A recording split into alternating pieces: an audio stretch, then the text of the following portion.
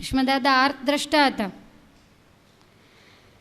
વિદુરજીએ પણ એવું કીધેલું કે અતિ પ્રીતિ છે એ દુઃખનું કારણ છે, દુનિયા નાશવંત છે, અને હે જનાર્દન આ બંનેની ભવિષ્યવાણી આજ હું મારી નજરે સત્ય દેખી રહી છું. જોત જોતામાં મારા પુત્રો રણ મેદાનમાં સૂઈ ગયા છે. આવી રીતે બોલતી બોલતી ગાંધારી ધરતી ઉપર ઢળી પડી, એને મૂર્છા આવી ગઈ. અતિશય જ્યારે દુઃખ થયું ત્યારે જ્ઞાનનો પ્રલય થઈ ગયો. આપણને જ્યારે અતિ દુઃખ આવે ને ત્યારે જ્ઞાનનો પ્રલય થઈ જાય, અને અતિ સુખ આવે ત્યારે પણ જ્ઞાનનો પ્રલય થઈ જાય. અતિ સુખમાં ડૂબી જઈએ એટલે જ્ઞાનને ભૂલી જઈએ છીએ. દિવ્ય અને દીર્ઘ દ્રષ્ટિને આપણે ભૂલી જઈએ, અને એટલા માટે જ ભગવાન સુખ અને દુઃખ એના વારાફરતી મોકલ્યા જ કરે કે જેથી કરીને આપણને ભૂલાઈ ન જાય કે આપણે શા માટે આવ્યા છીએ. આપણને એવું ન ભૂલાઈ જાય કે આ દુનિયામાં એકલું સુખ જ છે અથવા તો એકલું દુઃખ જ છે. જો ઠાકોરજી એકલું દુઃખ જ મોકલ્યા કરે તોય માણસ હિંમત હારીને આત્મઘાત કરે. એટલે આ આત્મઘાતની તૈયારી કરે ત્યાં ભગવાન ક્યાંકથી એકાદું સુખનું વાદળું મોકલી દે, એટલે વળી પાછી એના આધારે જિંદગી કાઢે. એમ ઠાકોરજીનો ક્રમ એવો છે કે જીવવાય ન દે અને મરવાય ન દે, તો જ આ સૃષ્ટિ ચાલે. ગાંધારીના જ્ઞાનનો વિલય થઈ ગયો અને થોડી વારે મૂર્છામાંથી જાગી, પણ જાગતાની સાથે જ આંખો લાલચોળ થઈ ગઈ અને અતિ ક્રોધ ચડી ગયો. એકદમ ઊભી થઈ કુંતાજી વગેરેએ ગાંધારીને પકડી કે આટલું બધું ક્રોધ, તો કે કોઈ ઉપર ક્રોધ નથી, ક્રોધ માત્ર અને માત્ર દ્વારકાધીશ ઉપર છે. ભગવાન તરત જ સામે આવ્યા. ભગવાન કહે છે કે મારો શું વાંક, તો કે વાંક માત્ર તમારો જ છે. પાંડવોનોય નથી, કૌરવોનોય નથી, ધૃતરાષ્ટ્રનોય નથી, કોઈનો નથી. તમને બધી જ ખબર હતી હે પરમેશ્વર આ રણ સંગ્રામ થવાનો છે અને કેટલાય રણ મેદાનની અંદર ચોળાઈ જવાના છે, કેટલી સ્ત્રીઓ અને બાળકો અનાથ બનવાના છે, અનેકના આક્રંદો તમારે કાને પડવાના છે, એની તમને ખબર નહોતી. અને છતાંય પણ તમે ઉપેક્ષા કરી. તમે શક્તિમાન હતા, તમારી આગળ સેવકો હતા, મહાન સૈન્ય હતું, તમારી શાસ્ત્ર અને શસ્ત્ર બેયમાં અતિ કુશળતા હતી, તમારી વાકપટુતા એવી હતી કે દુર્યોધન શું ન માને. ભલભલાના અંતઃકરણ એ પરમેશ્વર તમે ફેરવી નાખો છો. ભીષ્મદાદા ક્યારેય દુર્યોધનના પક્ષમાં રહીને યુદ્ધ ન કરે, એને આ વાત ગળે જ ન ઉતરે, પણ હે ભગવાન એને ગળે ઉતારી હોય તમે ઉતારી છે, અને એટલે છેક સુધી અધર્મના પક્ષે લડ્યા. તો આ જ રીતે મારા દીકરાનું અંતઃકરણ જો ફેરવવું હોય તો શું તમારામાં શક્તિ નહોતી? તે દિવસે વિષ્ટિ કરવા માટે આવ્યા ત્યારે હે પરમેશ્વર મારા દીકરાએ 5 ગામ આપ્યા હતા, પણ તમે એવા લખ્યા કે જેથી કરીને યુદ્ધ ઊભું થયું. તમે સામાન્ય 5 ગામ કદાચ લખ્યા હોત અથવા તો એકાદો મોટો દેશ કદાચ લઈ લીધો હોત તો સભામાં બોલ્યા પછી કદાચ મારો પુત્ર ફરેત નહીં, તમને આપી દેત, પણ 5 ગામમાં તમે આખી ધરતી ખેંચી લીધી, કારણ કે તમારે મારા દીકરાને જીવવા દેવાની ઈચ્છા જ નહોતી. ભગવાન નીચું જોઈને પૃથ્વી ખોતરે છે, એક પણ અક્ષર બોલતા નથી. ક્રોધાયમાન થઈ અને ગાંધારી બોલવા માંડી કે તમે બંને પક્ષનું સમાધાન કરવા સમર્થ હતા, અને ઓ મધુસૂદન તમારી ઉપર બીજો કોઈ નહીં, એટલે તમને દંડ પણ કોણ દે? અમે બધાય તમારા હાથની છે, તમે જેમ નચાવો એમ અમારે નાચવાનું. માટે સ્વેચ્છાએ આધીન રહીને તમે જાણી જોઈને જ અમારા કુરુકુળની ઉપેક્ષા કરી છે. અને હે પરમેશ્વર આજ મને અંતરથી એવું થાય છે કે વગર વાંકે અમારા કુળની તમે ઉપેક્ષા કરી, તો તમે મને એવું નહીં સમજશો કે હું કોઈ સામાન્ય છું. જ્યારથી પરણીને આવી છું ત્યારથી આરંભી પતિના સુખે સુખી ને એના દુઃખે દુઃખી એમ માની અને મેં આંખે પાટા બાંધ્યા છે. મેં ભગવાનનું નામ લીધું છે, તપોબળ પાતિવ્રતના પ્રભાવે મેં સંપાદન કર્યું છે. માટે હે પરમેશ્વર ભલે તમે ચક્રધારીઓ, ગદાધારીઓ, બ્રહ્માંડોના નિયંતાઓ, પણ જાઓ ગોવિંદ મારો તમને શાપ છે કે જેવી રીતે મેં મારી નજરની સામે મારા પરિવારનો નાશ થતો જોયો, એવી રીતે એક દિવસ રણ મેદાનમાં તમે એકલા જ ઊભા હશો અને તમારા આખા યદુ વંશનું નિકંદન નીકળી જશે અને ગોવિંદ એ તમારે તમારી નજરે જોવું પડશે. ભગવાન કાંઈ બોલ્યા નહીં એટલે ગાંધારી કહે છે કે આજથી બરોબર 36મા વર્ષે યાદ રાખજો, તમારા કુળની અંદર કોઈ નહીં બચે અને તમે પણ એકલા મારી જેમ અનાથ બની અને વનની અંદર રજળશો અને છેલ્લો દિવસ એવો આવશે કે અતિ નિંદ્ય રીતે તમારું મૃત્યુ થશે. જેમ કોઈ શિકારી કોઈ પ્રાણીને મારી નાખે તો એ જ રીતે તમારો અંતકાળ આવશે ને તમે મનુષ્ય લીલાને સંકેલશો. આવો મારો તમને શાપ છે. ત્યારે ભગવાન કહે છે કે ગાંધારી, મારો કોઈ વાંક નથી, બધાય પોતપોતાના કર્મે કૂટાયા છે અને છતાંય તમે મને શાપ આપો છો. એ શાપને હું મસ્તકે ચડાવું છું, કારણ કે મેં અગાઉ પણ નક્કી કર્યું જ છે કે બીજાને મરાવીને મારાને જીવતા રાખવા એવો મારો કોઈ બદ ઈરાદો નથી. મેં નક્કી કરેલું છે કે કુરુવંશ બીજા જે રાજાઓ છે બધાયનો નાશ થાય, ત્યાર પછી છેલ્લે મનુષ્ય લીલા સંકેલતી વખતે મારે મારા યદુવંશનો પણ નાશ કરી નાખવો. અને તમે એવું નહીં માનશો કે તમે શાપ આપ્યો ને હું મારા વંશનો નાશ કરું. મારા વંશનો નાશ હું ધારું તો જ થાય. અને આ દુનિયાની અંદર કોઈ પણ દેવ મનુષ્ય ઋષિમુનિમાં એવું નથી કે જે મારા વંશનો નાશ કરી શકે. હું એક જ મારા કુળનો નાશ કરવા સમર્થ છું અને એ મેં ધારેલું છે. તમે સતી છો એટલે તમારા મોંમાંથી નીકળેલા શબ્દો એ પણ ખોટા નહીં પડે. તમે જેમ કહ્યું છે એ જ પ્રમાણે થશે. આવું જ્યાં ગાંધારી બોલ્યા એ વખતે પાંડવોની આંખમાંથી તો આંસુ પડવા માંડ્યા કે આપણે કુરુકુળનો તો નાશ કર્યો પણ પાછો યદુવંશને આપણી ગાદી માટે થઈને શાપ દેવડાયો. પાંચેય ભાઈઓ રડવા માંડ્યા. ભગવાન કે પણ તમે શું કામ ચિંતા કરો છો? મેં રણ મેદાનમાં હથિયાર છોડ્યા ત્યારે જ કહ્યું છે જે કાંઈ થાય એ બધું મારી ઈચ્છા એ કરીને થાય છે. વારે વારે અજ્ઞાન આવીને ભરડો લઈ જાય વળી પાછા રોવા માંડે કે આ મેં કરી નાખ્યું, આ મેં કરી નાખ્યું. એટલે તમે તરણું તોડવાય સમર્થ નથી. તમે શા માટે રડો છો? પાંડવો શાંત બન્યા. ભગવાન ગાંધારીને કહેવા માંડ્યા જ્યારે આવું કહ્યું તો બીજા બધા ધૃતરાષ્ટ્ર વગેરે હોય, વિદુરજી હોય, વ્યાસ ભગવાન ઘણા બધા ત્યાં આવેલા. કદાચ કોઈને એવું લાગે કે આમાં વાંક માત્ર ભગવાનનો જ છે તો એણે વિષ્ટિ કેમ ન કરી, એણે કેમ દુર્યોધનની બુદ્ધિને સુધારી નહીં. આ બધાને ખ્યાલ આવે એટલે ભગવાન કહેવા માંડ્યા ગાંધારી હવે આ બધું યાદ કરવાનો કોઈ મતલબ નથી. અને તમે એવું માનો છો કે કૌરવો મારા અપરાધથી નાશ પામ્યા છે, પણ હું એવું માનું છું કે તમારે કારણે જ મર્યા છે. દીકરા તમારા હતા અને તમારા દીકરાનો એક પણ મને સદ્ગુણ બતાવો કે જેણે કરીને હું એને સમજાવી શકું. 5 ગામ જ્યારે લખવાના કયા અને 5ને બદલે આખી પૃથ્વી તાણી લીધી એનું કારણ જ એ હતું કે તમારો દીકરો હવે રાજગાદીને લાયક જ નહોતો, એના કર્મનો ઘડો ભરાઈ ગયો હતો. પછી કઈ રીતે ગાદી ઉપર બેસી શકે? માટે માત્ર તમારા અપરાધે કરીને મર્યા. દુર્યોધન અતિ દુરાત્મા, ઈર્ષાળુ, અભિમાની, પાપી. તમને પણ ખ્યાલ હતો ને છતાંય તમે કાયમ એને માથે હાથ ફેરવતા ને એને જ સૌથી સારો માનતા. ધર્મરાજા આવા ગુણિયેલ હોવા છતાંય કોઈ દિવસ તમે એને વખાણ્યા નથી. વેરીને, પાપીને, અધર્મીને, અત્યાચારીને માન આપી એનું પડખું સેવી અને તમામ દોષના પાત્ર તો સતી તમે બન્યા છો, તો મારા ઉપર શા માટે આરોપ નાખો છો? અને હવે શોક કરવાનો કોઈ મતલબ નથી. કોઈ પણ વ્યક્તિ આ લોકમાંથી એક વખત જાય પછી એની પાછળ જે શોક કરે, કહેતા રડે કે જે કાંઈ કરે તો એની વેદના જનાર વ્યક્તિને ભોગવવી પડે છે એવું મહાભારતના સ્ત્રી પર્વમાં લખ્યું છે. ઘણીવાર આપણે કહેતા હોઈએ તો બધાને એવું થાય કે એવું ક્યાં લખ્યું હશે.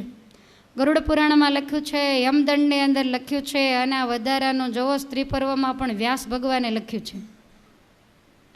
એને યાદ કરી તમારા શરીરમાંથી જે કચરો નીકળે ને એ બધો ત્યાં જાય. અને એટલા માટે રડવાની ના પાડે કે ક્યારેય મૃત વ્યક્તિની પાછળ રડાય નહીં. આપણે જો એના હિતેચ્છુ હોઈએ, ગયા ત્યારે તો બિચારા જે એનાથી સાધન થાય એ કરીને ગયા હોય, પણ ગયા પછી એના કર્મમાં આપણે વધારો કરીએ અને બધું એને આપીએ. યમદંડમાં તો બહુ ચોખવટ કરીને લખ્યું છે, આમાં નથી લખ્યું. તમે રડો એટલે દરેક આંસુડા લીંટ જે કાંઈ હોય આ જીવને બધું એના મોઢામાં જાય ને એને મળે. તમે વિચારો કે આપણે એનું હિત ઈચ્છું કહેવાય. પણ આ જ્ઞાના સભા મંડપમાં હશું ત્યાં સુધી જ રહેશે. બહાર જાશું એટલે વળી પાછું હતા એવા ને એવા. તો એની પાછળનું કારણ શું? કારણ એ કે ભગવાનની 3 ગુણયુક્ત માયા, એ માયા જબરજસ્ત પડદો નાખે એટલે તમામ જ્ઞાન જુઓ ને. ગાંધારીને ભૂલાઈ ગયું ને, પહેલાં કે એના કર્મે ગયા ને આમ તેમ, વળી પાછા ભગવાનને ઉપાડી લીધા અને ભગવાનને શાપ દઈ દીધો. આ રીતે ભગવાન એને કહેવા માંડ્યા કે અનર્થનું કારણ તો તમે છો. અને આવું જ્યારે બહુ કહ્યું ત્યારે ગાંધારી એક પણ શબ્દ બોલ્યા નહીં. ધૃતરાષ્ટ્ર કહે છે કે હવે જે થયું તે, પણ યુધિષ્ઠિર, મૃત્યુ પામેલાની સંખ્યા કેટલી હશે ને કેટલા બચ્યા છે? મને તો ગયા એ દેખાતા નથી ને જીવે છે એ દેખાતા નથી. ખાલી બોલે એટલું સંભળાય છે, કોણ કોણ બોલે છે, માટે કેટલા ગયા?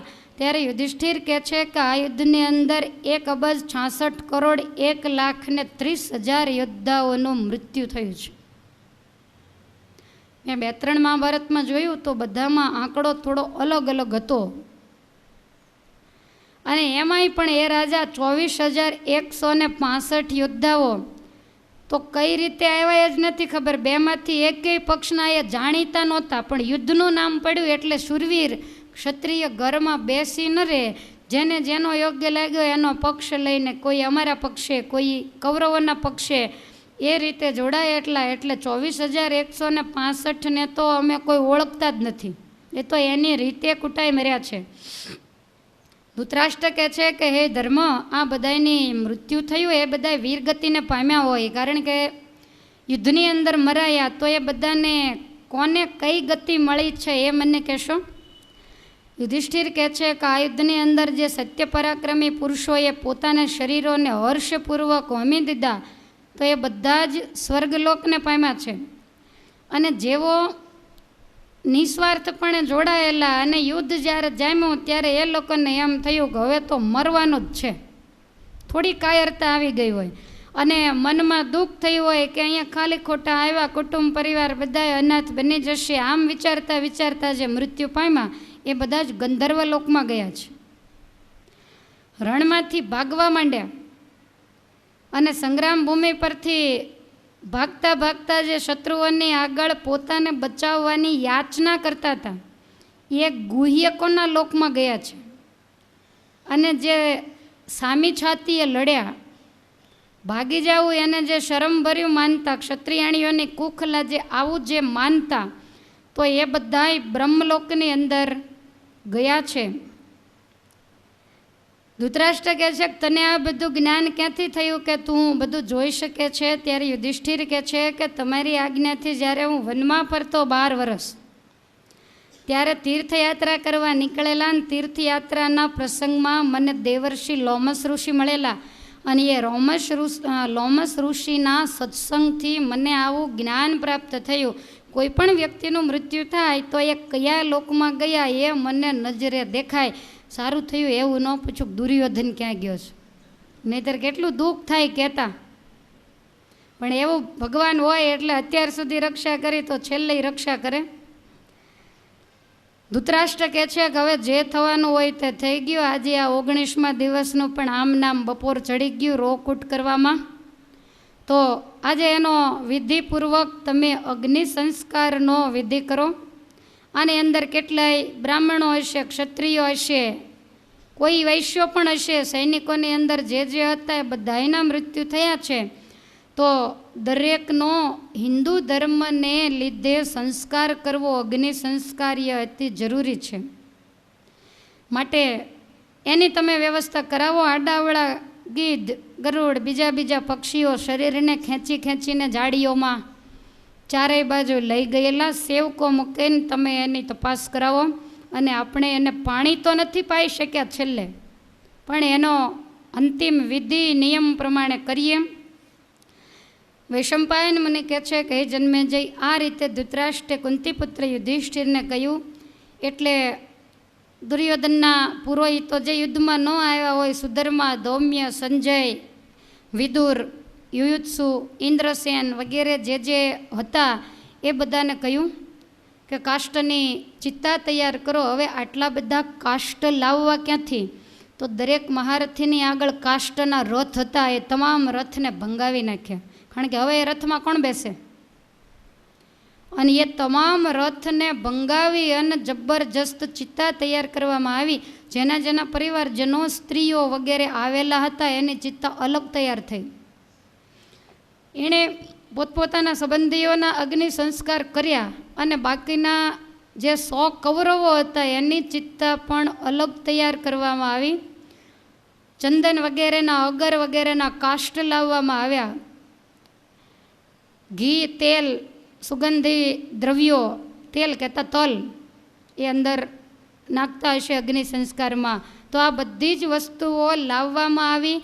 મહાકિંમતી રેશમી, સુતરાવ વગેરે વસ્ત્રો કે જે દાખલા તરીકે દ્રોણાચાર્ય જેવા હોય તો એને સીધા ઢગલામાં નાખીને એનો અગ્નિ સંસ્કાર ન થાય. આ તો પવિત્ર બ્રાહ્મણ હતા, એટલે એનો જે કોઈ વિધિ થતો હોય એ બધો જ નિયમ પ્રમાણે કરવો જોઈએ. તો એમની ચિત્તાઓને અલગ તૈયાર કરવામાં આવી છે. રાજા મહારાજાઓ જેના શરીર ઉપર શૃંગાર વગેરે હતું, અમુક રાણીઓએ ના પાડી એટલે શૃંગાર સહિત સીધા એને કાષ્ટની અંદર સુવડાવવામાં આવ્યા. દુર્યોધન આદિક જે 100 ભાઈઓ હતા એનો વિધિ કરવાની આજ્ઞા ધર્મરાજાએ નિકુલજીને કરી. પરિવારનો નિયમ હોય કે કોઈ પણ પાછળનો વિધિ હોય એ કાં તો મોટો દીકરો હોય એ કરે અને કાં તો નાનો હોય એ કરે. હવે તો એક જ હોય એટલે કાંઈ ટેન્શન જ નહીં કોને કરવું. તો દુર્યોધન બધા કરતાં મોટા છે, એની સામે નિકુલ બધાયથી નાના છે, એટલે તમામ વિધિ નિકુલને કરવાનો હતો. જેના હજુ અભિમન્યુ, દ્રૌપદીના 5 મસ્તક વગરના દીકરાઓ એ બધા એમનેમ જ પડ્યા છે. હજી તો બધા રણ મેદાન જોવે છે. તો આ બધાને ભેગા કર્યા અને અલગ એનો ચિત્તા કરીને એમને પણ અગ્નિ સંસ્કાર કરવામાં આવ્યો. ઘટોત્કચ અને અભિમન્યુ બંને ભાઈઓની સુંદર જોડ હતી. બંનેને એક સાથે અગ્નિ દાહ આપવામાં આવ્યો. એની અંદર ઘીની ધારાઓ હોમવામાં આવી અને દહન ક્રિયા થઈ. ત્યાર પછી જોનારાને જાણે એવું લાગે કે આખું કુરુક્ષેત્ર અગ્નિના ભડકે બળી રહ્યું છે. કદાચ વન સળગે ને એના ભડકા નાના હોય, પણ આ તો ક્રવ્યાદ નામનો અગ્નિ એક શરીરનું ભક્ષણ કરે. કોઈનાથી જોયું ન જાય એવું જબરજસ્ત દ્રશ્ય સર્જાયું. જેટલા અનાથ હતા, જેને કોઈ ઓળખતા નહોતા, એ બધાને વિદુરજીએ ભેગા કર્યા અને કાષ્ટોને ઘીમાં જબોળીને એની અંદર એ તમામ જે શરીરો હતા પંચભૌતિક, એનો અગ્નિ સંસ્કાર કરવામાં આવ્યો. બધાએ થોડીવાર બેસી અને ભગવાનનું સ્મરણ કર્યું. ત્યાર પછી ધૃતરાષ્ટ્રને આગળ કરી અને નદીમાં સ્નાન કરવા માટે ગંગાજી તરફ બધા ગયા. સર્વ કોઈનું કલ્યાણ કરનારી પાપીનું એક અસ્થિ પણ જો ગંગાજીના જળમાં જાય તો એને પણ સ્વર્ગ આપનારી એવી આ ભાગીરથી ગંગાજી વહી રહ્યા છે. જે સ્ત્રીઓ હતી એમાં જે પતિવ્રતા હતી એ પોતપોતાના પતિના શરીરને ખોળામાં લઈ અને સતી થઈ છે. અમુક એવી સ્ત્રીઓ હતી જે સતી નહોતી થઈ, અથવા તો કોઈના પિતા હોય, કોઈના ભાઈ હોય, તો એ બધી સ્ત્રીઓને પણ ધર્મરાજાએ સાથે લીધી. ગંગાજીમાં સ્નાન કરી અને પોતાના પિતૃઓનું તર્પણ કરવા માટે ગંગાજીના કિનારે લાઈનમાં બધાઈને બેસાડવામાં આવ્યા. પોતપોતાના પુત્રો હોય, પૌત્રો હોય, ભાઈઓ હોય, તમામ સ્વજનો એને જળની 3 અંજલિ સૂર્યનારાયણની સાક્ષીએ અપાવવાની હોય. કૌરવોની સ્ત્રીઓ પણ રુદન કરતી પોતપોતાના પતિઓ પુત્રો વગેરેનું જળ તર્પણ કરવા લાગી. જે વિરાંગનાઓ હતી એ પણ છેલ્લે ઉદક દાન કરવું પડે. આપણી ભાષામાં જેને જળદાન કહીએ છીએ. આપણે અહીંયા કાંઈ નદીનો કિનારો ન હોય એટલે ઠાકોરજીને આપણે જળદાન કરતા હોઈએ તો એ જળનું તર્પણ સ્નાન કરીને તરત જ કરવું પડે. આખો જ કિનારો આ બધી સ્ત્રીઓથી ઉભરાઈ ગયેલો જાણે દરિયો હોય એવું લાગતું. અને બધા જ જ્યારે પોતપોતાના મૃત આત્માઓનું નામ લઈ અને તર્પણ કરવા માંડ્યા. વૈશંપાયન મુનિ કહે છે કે હે જન્મેજય, માતા કુંતાજી એનાથી જળની અંજલિ મૂકતા મૂકતા જોરથી રુદન કરાઈ ગયું. ધર્મરાજા કહે છે કે માં, આટલું બધું તમારે રડવાની શું જરૂર? ત્યારે ધીમે રહી અને પોતાના 5 પુત્રોને કહેવા લાગ્યા કે હે પાંડવો, જે વીર અને મહાન ધનુર્ધર હતો, રથપતિઓનો જે અધિપતિ હતો અને જે અર્જુનના હાથે સંગ્રામમાં માર્યો ગયો એ તમારો મોટો ભાઈ કર્ણ હતો. અત્યારે ભાંડો ફોડ્યો. વીર પુરુષના જેની અંદર તમામ લક્ષણો હતા, જે શુદ્ધ ક્ષત્રિયનું બીજ જે સૂર્યનંદન કહેવાય, પણ છતાંય લોકો એને સુતપુત્ર અને રાધા દાસીનો પુત્ર માનતા. કૌરવોની સેનાની જો શોભા હોય તો રણ મેદાનમાં એને લઈને જતી. અને હે પુત્રો, જ્યારે એ મારો લાડલો કર્ણ રણે ચડ્યો હોય ત્યારે મારી નજર સતત એની સામે રહેતી. પણ આ બધું અત્યારે કીધું. દુર્યોધનના સર્વ સૈન્યની શોભા હોય તો એ માત્ર અને માત્ર મહારથી કર્ણને લઈને હતી. સમગ્ર પૃથ્વીમાં જે અતુલ વીર્યવાન હતો અને પોતાના જીવને સાથે પણ જે હંમેશા પરોપકાર કરનારો, કોઈ પણ કાંઈ માગે, જીવ માગે તો એ આપી દે, અને એવો જે કર્ણ એ હે પુત્રો તમારા 5ની પહેલાં મારી કુખે જન્મેલો છે. અને એટલે એના નામને હું અંજલિ આપતા આપતા આજ મને બહુ દુઃખ થાય છે. માટે તમને પણ એ જ કહું છું કે સામી છાતીએ યુદ્ધ કરી અને તમારો ભાઈ વીર ગતિને પામ્યો છે, તો તમે 5 ભાઈઓ થઈ અને કર્ણને પણ અંજલિ જળની આપો. અને આવું જ્યારે કહ્યું ત્યારે 5 ભાઈઓ તો હાથમાં જળ હતું એ મૂકી અને પોકે ને પોકે રડવા માંડ્યા. કરે રે તે અત્યાર સુધી અમને આ વાત ન કરી. એક વખત પણ જો તે કહી દીધું હોત કે તમારો મોટો ભાઈ છે. અમને એવું લાગતું કે જ્યારે અર્જુનના બાણ છૂટતા હોય ત્યારે કર્ણ સિવાય આ બાણને સહન કરવા કોઈ સમર્થ નહોતું. કર્ણ એક જ એવો હતો કે જે અર્જુનના બાણને વચ્ચેથી કાપી નાખે અને અથવા તો સામી છાતીએ ઝીલે. એની સામે યુદ્ધમાં વધારેમાં વધારે જો ટક્કર ઝીલી હોય તો માત્ર અને માત્ર કર્ણએ ઝીલી. અને ત્યારે અમને એવું લાગતું કે ધન છે આની જનેતાને, લોકો આને દાસીપુત્ર કહે છે, પણ આ કાંઈક બનાવ શંકાશીલ તો છે જ. અને માં, એ અમારો જે મોટો ભાઈ કર્ણ એને તમે અમારાથી જુદો કેમ પાડ્યો? ત્યારે કુંતાજીએ તમામ બીના સંભળાવી કે કુંવારી અવસ્થામાં સૂર્યના મંત્રથી એનો જન્મ હતો, એટલા માટે મેં આ વૃત્તાંતને ગુપ્ત રાખ્યું છે. ધર્મરાજાને તો બહુ દુઃખ થયું કે બીજા બધાને તો માર્યા, પણ સગ્ગો પોતાનો ભાઈ એને પણ માર્યો, અને એ વળી દગો કરીને ભગવાનના કહેવાથી પાછળથી બાણ માર્યું.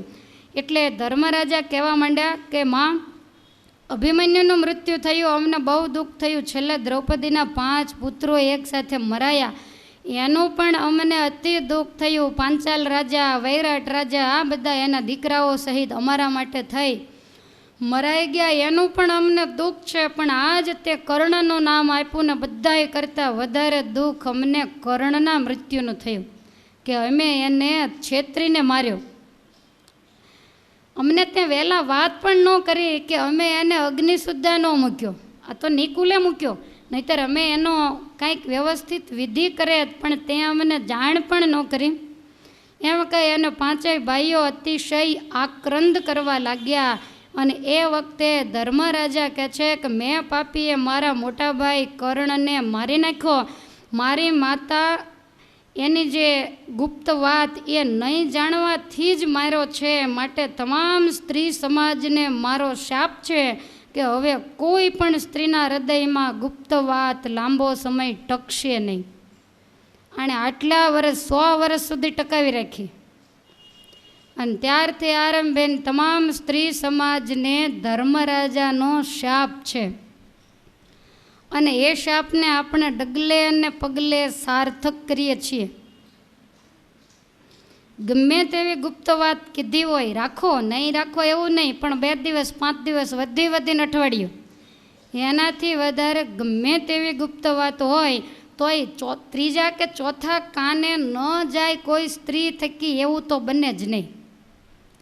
આપણે ઘણું આમ એટલું બધું મનને સજડ લોઢાનું બનાવી દીધું હોય, કોઈને કહેવું જ નથી.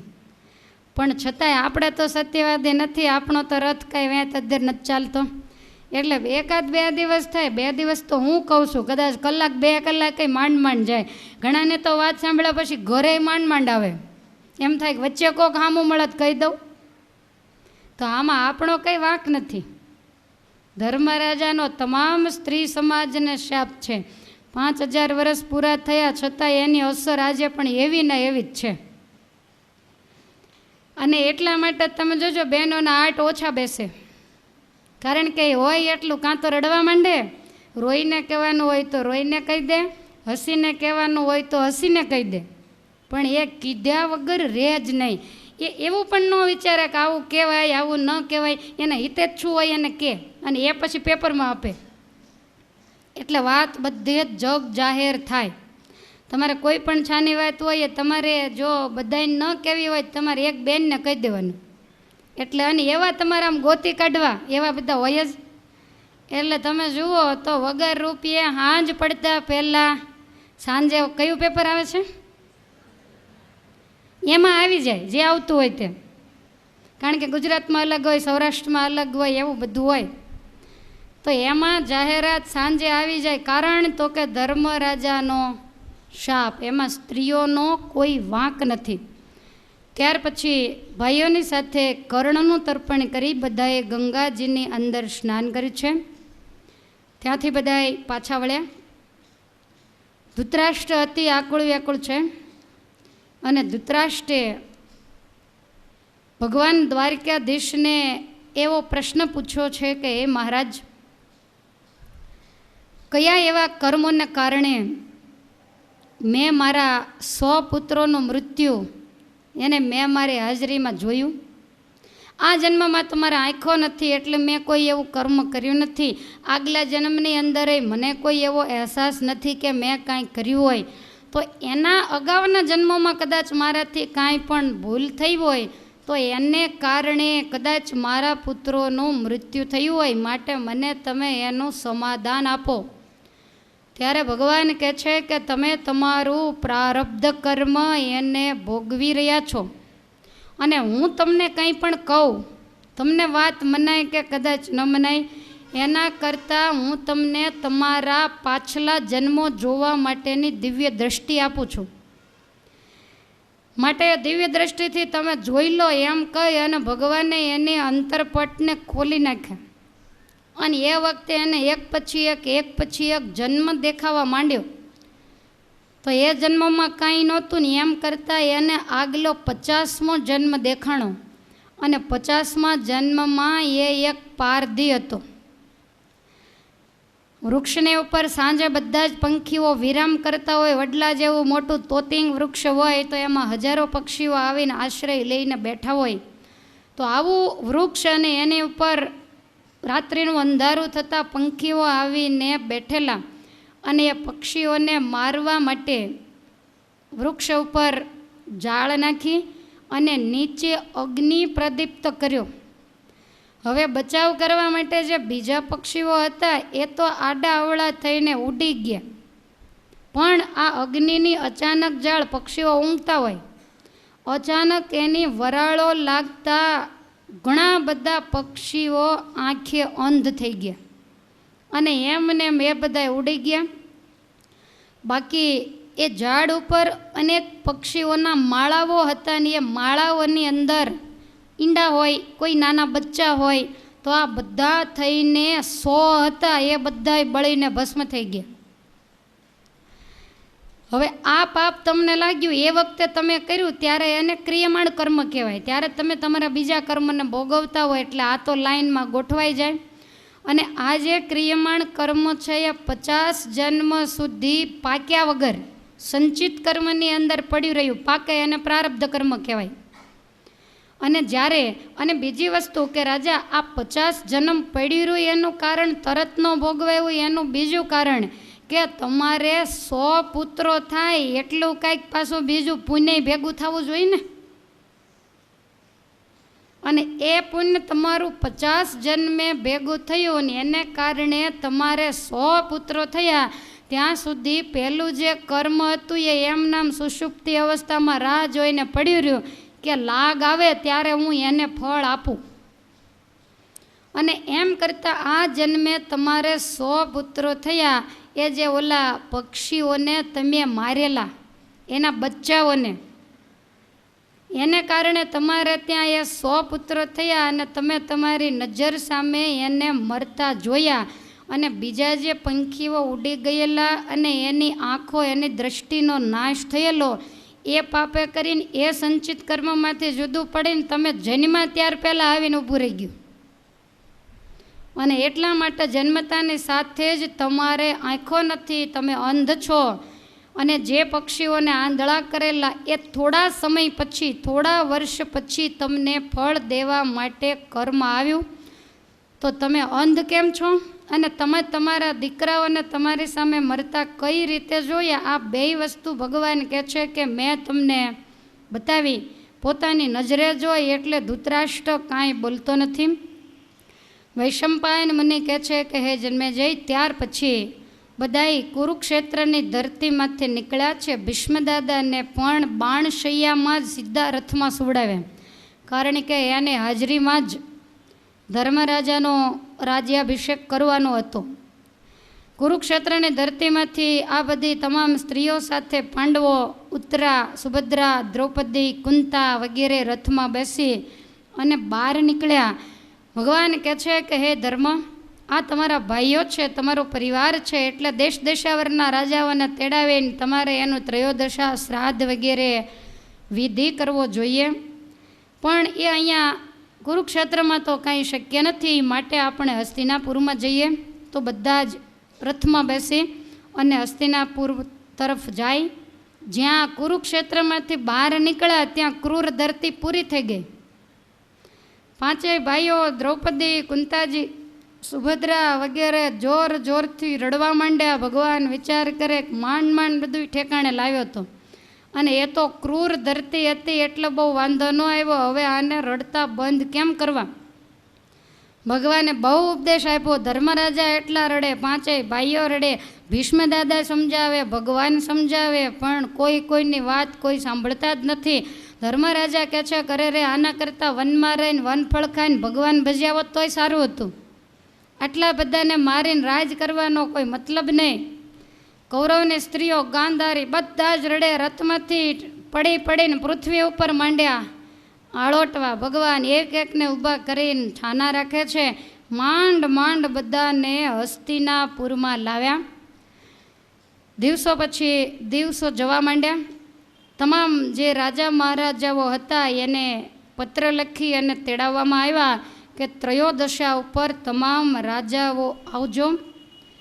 એકાદશા, દ્વાદશા શ્રાદ્ધનો જે વિધિ વગેરે થતો હોય એ તમામ વિધિ પણ ધર્મરાજા સાથે રહીને કરે છે.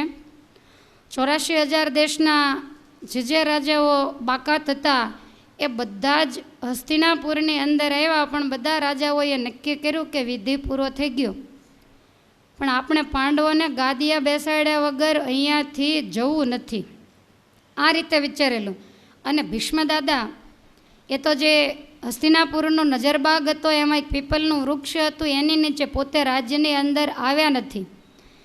તો બીજા જે રાજા મહારાજાઓ હોય એ બધા જ ભીષ્મદાદાને વંદન કરવા માટે જાય અને જે જાય એ ભીષ્મ દાદાને પૂછે કે હવે ધર્મરાજાને ગાદી ક્યારે આપવાની છે, તો અમે રોકાઈ જઈએ અને એમનો રાજ્યાભિષેક કરીને જઈએ. એટલે ભીષ્મ દાદાએ બગીચામાં ધૃતરાષ્ટ્રને બોલાવ્યો.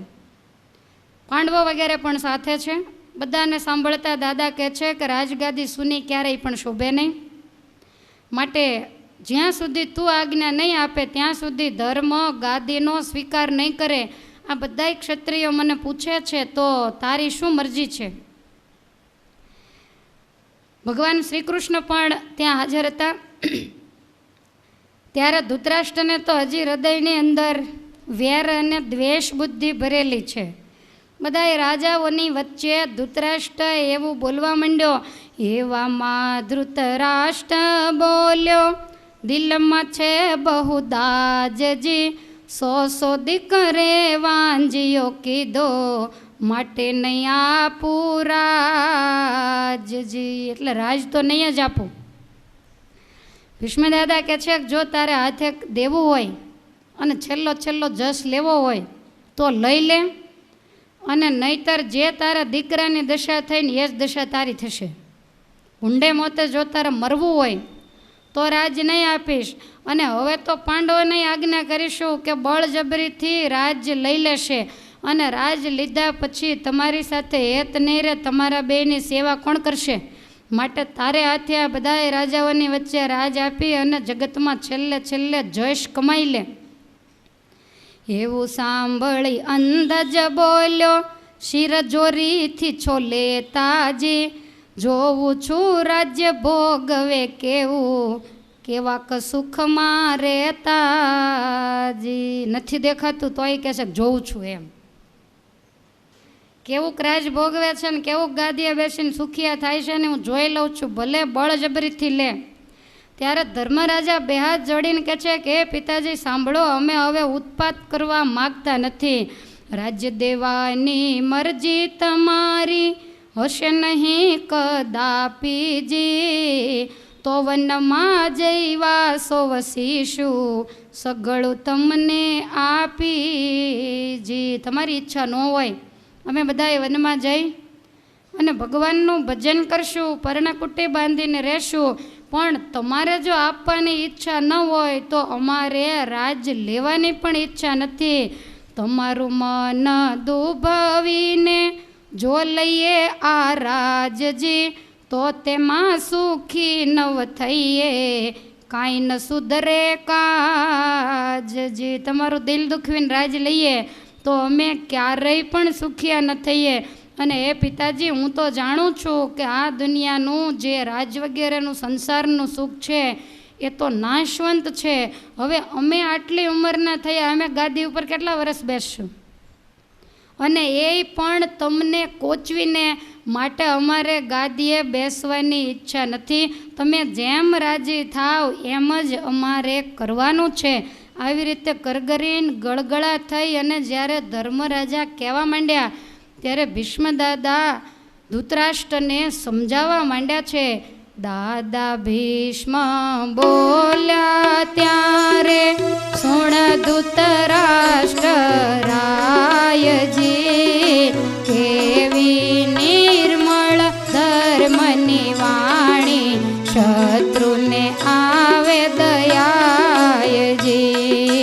દાદા ભીષ્મ બોલ્યા ત્યારે સુણ ધૃતરાષ્ટ્ર રાયજી, કેવી નિર્મળ ધર્મની વાણી, શત્રુને આવે દયાયજી. દિનતાના એમ વચન વધે છે, વચન સર્વનું થાપોજી. ઓ ધૃતરાષ્ટ્ર અમારે કયે રાજ્યાસન તમે આપોજી. દિનતાના એમ વચન વધે છે, વચન સર્વનું થાપોજી. ઓ ધૃતરાષ્ટ્ર અમારે કયે રાજ્યાસન તમે આપોજી. ધ્રુવ ધૃતરાષ્ટ્ર તવ રડવા લાગ્યા, મારું ભાંગ્યું ઘર સૂત્રજી. ભીષ્મ પિતા કહે કાંઈ નથી ભાંગ્યું, આ 5 તારા પુત્રજી. ધૃતરાષ્ટ્ર તવ રડવા લાગ્યા, મારું ભાંગ્યું ઘર સૂત્રજી. ભીષ્મ પિતા કહે કાંઈ નથી ભાંગ્યું, આ 5 તારા પુત્રજી. તુજથી વિપરીત નહીં વર્તનારા, પાળશે તુજ આજ્ઞાયજી. નથી અધર્મી ધર્મ રાજા, કરશે તુજ સેવાયજી. તુજથી વિપરીત નહીં વર્તનારા, પાળશે તુજ આજ્ઞાયજી. નથી અધર્મી ધર્મ રાજા, કરશે તુજ સેવાયજી. કરશે તુજ સેવાયજી. ભીષ્મ દાદા કહે છે કે બાજુમાં ઊભેલા હોય એના હૃદય પીગળી જાય એવા ગરીબડા થઈને આજ ધર્મ તમારી સામે હાથ જોડે છે કે હે પિતાજી, તમે કયો એમ મારે કરવું, તો તમે શા માટે હવે ખેંચો છો? ધૃતરાષ્ટ્ર કહે છે કે મારા 100 પુત્રોને મારીને મારું ઘર સૂત્ર ભાંગી નાખ્યું. ત્યારે દાદા કે કાંઈ ભાંગ્યું નથી, તમારા મનની એવી મોહ છે, એવી માયા છે. આ 5 છે તમારા જ દીકરા છે ને, કોઈ દિવસ એના ઉપર પુત્રભાવ નથી રાખ્યો. હવે કુદરતે સમય આપ્યો છે કે એના ઉપર તમે પુત્રભાવ રાખો. અને આ ધર્મ એવા છે કે કોઈ દિવસ તારી આજ્ઞાનું ઉલ્લંઘન નહીં કરે, 5 ભાઈઓ તારી સેવા કરશે. આવી રીતે બહુ સમજાવીને મન વળાવ્યું. અને ત્યારે ધૃતરાષ્ટ્ર કહે છે કે દાદા મારી વાત સાંભળો, હું રાજી થઈને રાજ આપું. મારા હૃદયમાં જે જરાક દ્વેષ બુદ્ધિ છે એ ટળી જાય, એના માટે એક ઉપાય કરો. 5 ભાઈઓ આવીને વારા ફરતી મને પગે લાગી અને મને મળી જાય, અને હું એમને બાથમાં લઈને મળું, પછી મારે કોઈની સાથે વેર રાખવું નથી. ગંગાપુત્ર કહે છે કાંઈ વાંધો નહીં. બધાને ભગવાનની સાથે રાજમહેલમાં મોકલ્યા. પોતે પોતાના આસને જઈને બેઠો. ભગવાન તન કી જાણે મન કી જાણે, જાણે ચિત્ત કી ચોરી, ભગવાનને તો ખ્યાલ છે. એટલે 5 ભાઈઓને લાઈનમાં ઊભા રાખીને ભગવાન કહે છે કે ધૃતરાષ્ટ્રને ભીમસેન ઉપર બહુ વેર છે, એટલે ભીમસેનને એ ચોક્કસ મારી નાખશે, માટે એનો કંઈક રસ્તો કરો. ધર્મરાજા કહે છે કે એનો રસ્તો શું કરવો? ભગવાન કે એક લોખંડનું ભીમસેનનું પૂતળું બનાવો અને એને પણ લાઈનમાં ઊભું રાખો. ભીમે નહીં જવાનું, આ પૂતળાએ જવાનું, એને લઈને ઊભું રાખવાનું, એટલે કાંઈક એમાંથી રસ્તો થશે. સૌ પ્રથમ રાજા ગાદી ઉપર બેઠો એટલે ધર્મરાજા આવ્યા. 2 સેવકોએ એને ઊભો કર્યો. ધર્મએ જઈને હાથ જોડ્યા, પગમાં પડ્યા, એટલે તરત જ એને હૃદય સાથે ચાંપ્યા. મસ્તક ઉપર હાથ જ મૂક્યો, ઘણો જીવો મુજતનજી. કુશળ રેજો ધર્મ બેટા, ભોગવો રાજ્યાસનજી. આની જિંદગી જ એવી છે કે આને કોઈએ શાપ દુશ્મને કોઈ દિવસ દીધો નથી. માથે હાથ મૂકીને કહે છે કે તમે ચિરંજીવી બનો અને કાયમ સુખેથી રાજ્યાસન ભોગવો, એવું કહીને ધર્મને મળ્યા. ત્યાર પછી અર્જુન જઈને પગે લાગ્યા, પિતાજી મને આશીર્વાદ આપો. તો એને આપ્યા. સહદેવ, નિકુલ વગેરે ગયા. પછી ભગવાન ચતી ગયા અને લોહ વજ્રનો ભીમ બનાવેલો. ધૃતરાષ્ટ્ર ભીમને કહે છે કે હવે તું આવી જા. એટલે બોલ્યો સૂતવાયુનો, તાતજી લઈએ લાવોજી. હું છું જાડો તે નથી ચલાતું, તમે આગળ આવો જી. મારાથી નહીં ચલાય, તમે થોડાક આગળ આવો. આવી રીતે કહ્યું એટલે પેટમાં કપટ છે એટલે મીઠું મીઠું બોલતો, દીકરા દીકરા કરતો ધૃતરાષ્ટ્ર નજીક આવ્યો. ભીમસેન ત્યાંથી ખસી ગયા અને પેલું જે લોહ વજ્રનું પૂતળું હતું એ હાથમાં આવ્યું અને આણે 2 હાથે બાથમાં લઈને એવું બળ કર્યું. આંધળો બોલ્યો 100 સૂત માર્યા, તે બહુ કીધો કે રજી. તેથી એકલા તું ને મારું લઉં છું વેરે વેરજી. એમ કહીને બહુ બળ કીધું, જણાવ્યું સાચું શૂરજી. લોહના ભીમને દબાવીને કરી નાખો ચકચૂરજી. એને ખ્યાલ ન આવ્યો, એને એમ કે આનું લોઢાનું પાસું છે એટલે આટલો બળવાન હશે. આખી જિંદગીની જે દાજ હતી ને બધી એક જ સાથે, અમુક વખત સર્પનો દંશ થાય ત્યારે પોતાનું બધુંય ઝેર જો એની અંદર ઠાલવી દે ને તો માણસને બીજો શ્વાસ લેવાની નવરાશ નથી રહેતી. એવી રીતે આણે એને જિંદગીનું જેટલું ઝેર હતું એ બધું ઠાલવીને ભીમસેનને બાદ ભરી, એટલે એ લોહ વજ્રનું પૂતળું એના ચૂરે ચૂરા થઈ ગયા.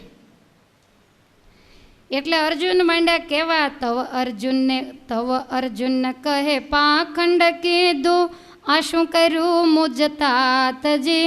દગો કરી મુજ બંધુને માર્યો, કીધો વિશ્વાસઘાતજી. અર્જુન કહે છે કે તમે દગો કરી અને મારા ભાઈને માર્યો. ધૃતરાષ્ટ્ર ભગવાનને કહેવા માંડ્યો કે તમે એને સમજાવો ચારેય ભાઈને. હવે ચારેયની ઉપર મારે 4 હાથ છે.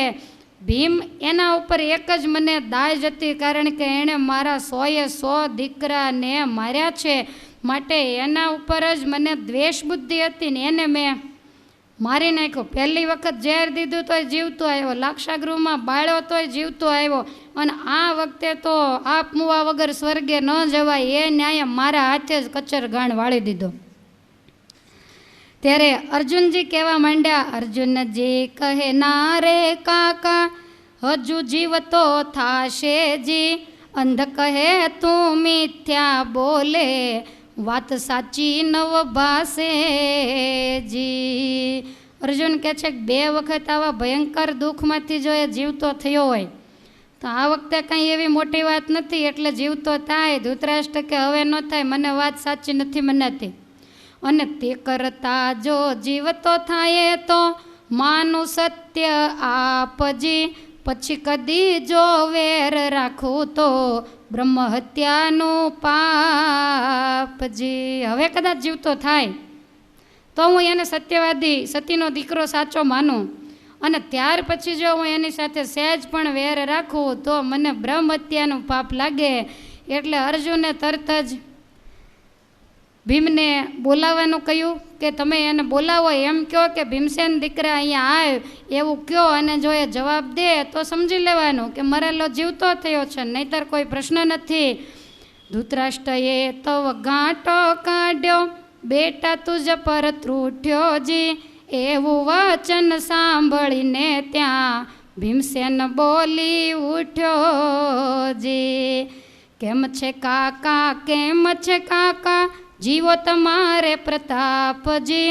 ધૃતરાષ્ટ્ર કહે મળી જા મને, દગો કરું તો માથે પાપજી. હવે દગો નહીં કરું, તારી આયુષ્ય હશે, તું જીવતો થયો.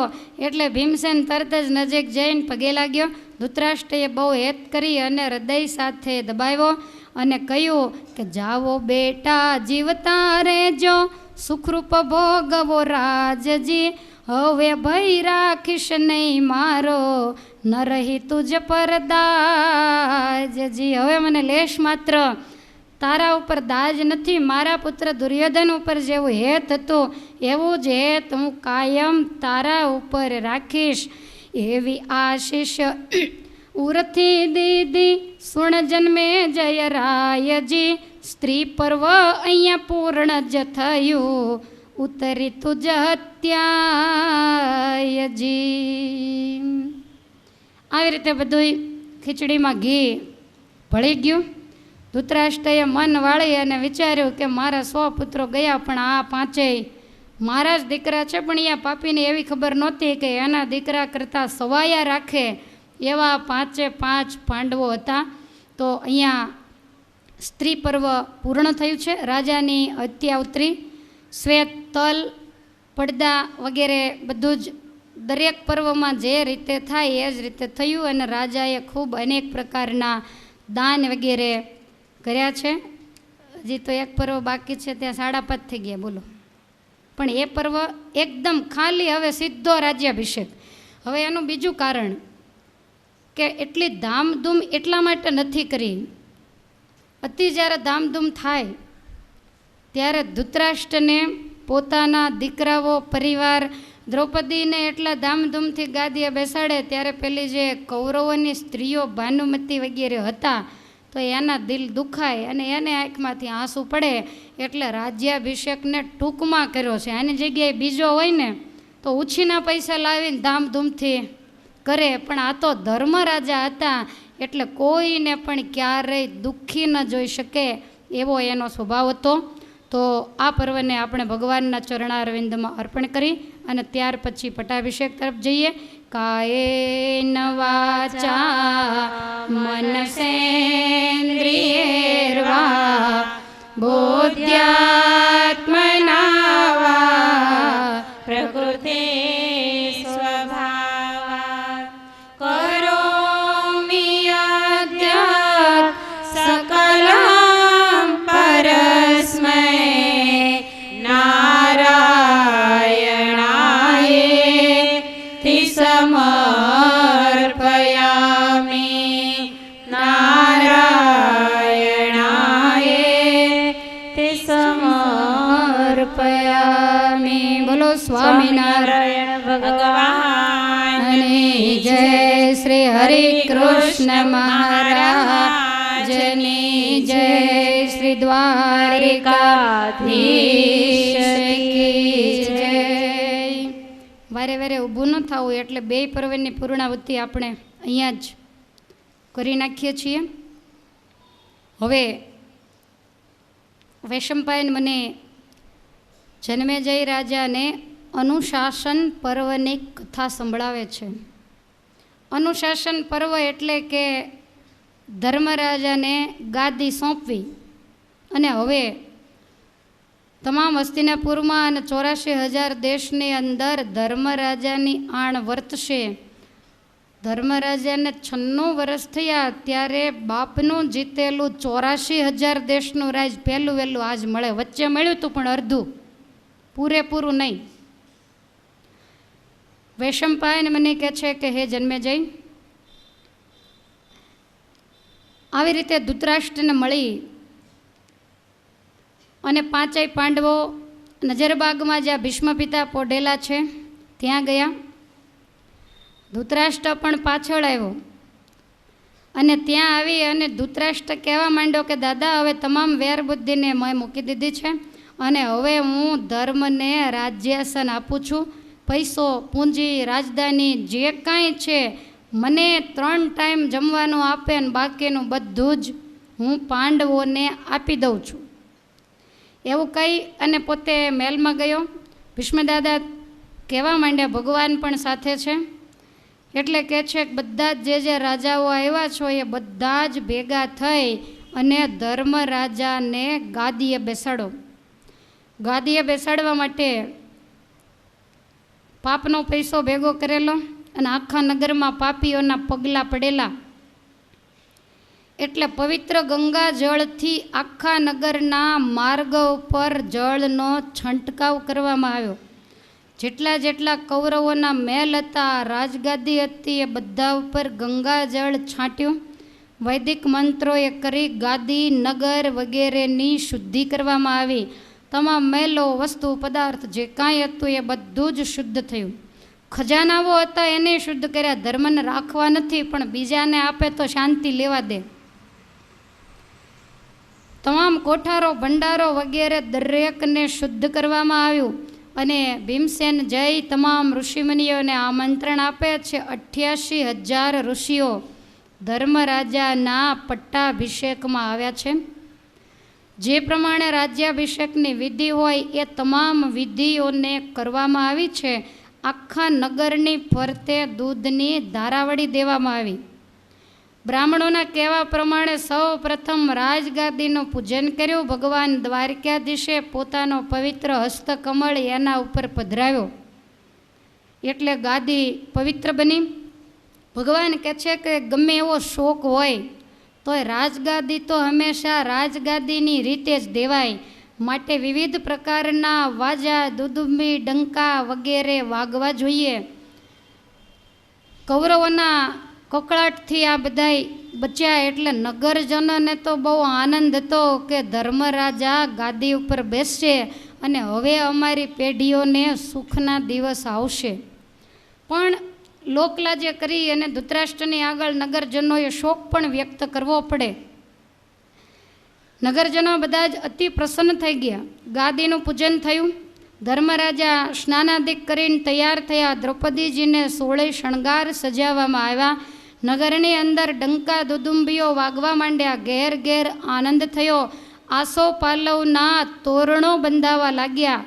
ઢોલ, ભૂંગળ, છત્રીસ વાજા, મૃદંગ, ઝાંઝ, તાલ ઘેર ઘેર વાગવાન ઘેર ઘેર બધાએ વિજય ધ્વજ ફરકાવ્યા છે. અબીલ, ગુલાલ, પુષ્પ વગેરેની વૃષ્ટિ થવા માંડી. જે રાજાઓ હતા એ મસ્તક ઉપર શ્વેત મુગટ ધારીને આવ્યા હતા, પણ મને લાગે ભેળા બીજા મુગટ લાવ્યા હશે. ખબર હતી કે પાંડવોને ગાદી સોંપવાની છે. બધાએ જ વસ્ત્રો વગેરે બદલી તમામ રાજાઓ જરિયાની પોશાક પહેરી અનેક વસ્ત્ર આભૂષણમાં સજ્જ થઈ અને ફરવા લાગ્યા છે. નગરના લોકોએ પણ શોકને પૂર્ણ કરી અને સુંદર વસ્ત્ર આભૂષણોને ધારણ કર્યા છે. સુંદર મજાના સુવર્ણના થાળમાં અક્ષત, અબીલ, ગુલાલ, કુમકુમ, મોતી, પુષ્પની માળાઓ વગેરે લઈ અને ધર્મરાજા અને દ્રૌપદીને વધાવવા માટે નગરજનો આવવા લાગ્યા છે. વૈશંપાયન મુનિ કહે છે કે હે રાજા, ધર્મરાજાએ પહેલાં એવી આજ્ઞા કરી કે હું ગાદી ઉપર બેસું ત્યાર પહેલાં મારા નગરના તમામ કેદીઓને મુક્ત કરવામાં આવે. ગાયને ગાળો ન રહેવો જોઈએ, એ પણ છૂટી ફરી શકે. કોઈ પણ દુઃખી નહીં. પશુ, પક્ષી, મેના, પોપટ કોઈ પિંજરામાં, ઘોડાઓ હોય, હાથીઓ હોય, બધાય સ્વેચ્છાથી ફરે. એ રીતે બધાયના બંધન તોડી નાખો. જે કેદીઓને સાચા કે ખોટા કોઈ પણ કેદીઓ હતા એને દુર્યોધને જે કેદખાનામાં પૂરેલા, ધર્મરાજા કહે છે કે મારા રાજ્યની અંદર મારે કેદખાનું જોઈએ જ નહીં, એ તોડવાનું નથી, એના દરવાજાને ખોલવાના નથી. આખું કેદખાનું જ ભાંગીને ભૂક્કો કરો, કારણ કે મને ભરોસો છે કે મારા રાજ્યમાં કોઈ ગુનો કરશે જ નહીં. દરવાજાને ખોલી કેદીઓને બહાર કાઢી અને જે કેદખાના હતા એ બધાને તોડી નાખવામાં આવ્યા. ગામની અંદર ઘણા સ્થાનકો હતા જ્યાં યાચકો, તીર્થયાત્રાવાળા, કોઈ પારકા લોકો આવ્યા હોય તો એ ઉતરી શકે અને એને અન્નની વ્યવસ્થા થઈ શકે. પણ દુર્યોધન એટલો પાપી હતો કે બધું બંધ કરાવી દીધેલું. દરેક હવેલીઓ અને ધર્મશાળાઓના તાળા મરાવેલા, એ તમામ તાળાઓને ખોલી નખાવ્યા. આખા ગામની અંદર સુંદર રોશની કરવામાં આવી છે. આખું નગર ઝળહળી રહ્યું છે. અનેક અન્નક્ષેત્રો તૈયાર કરાવ્યા. રસ્તે જતા ચોરી ચકાર કોઈ પણ પ્રકારનો ભય રહ્યો નથી.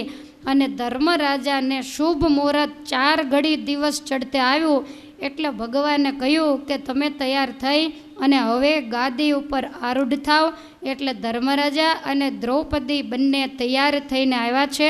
વડીલોને સૌ પ્રથમ વંદન કર્યા. ધૃતરાષ્ટ્રને, ગાંધારીને, કુંતાજી, ભગવાન શ્રી હરિ બધાયને વંદન કરી અને ધર્મરાજા હવે ગાદી આરૂઢ થાય છે. વૈશંપાયન મુનિ કહે છે કે હે જન્મેજય, બોલ્યા બોલ્યા વૈશંપાય વચન રે, બોલ્યા બોલ્યા વૈશંપાય વચન રે, બોલ્યા બોલ્યા વૈશંપાય વચન રે, બોલ્યા બોલ્યા વૈશંપાય વચન રે. સાંભળ સાંભળ પરીક્ષિત રાયના તન રે, સાંભળ સાંભળ પરીક્ષિત રાયના તન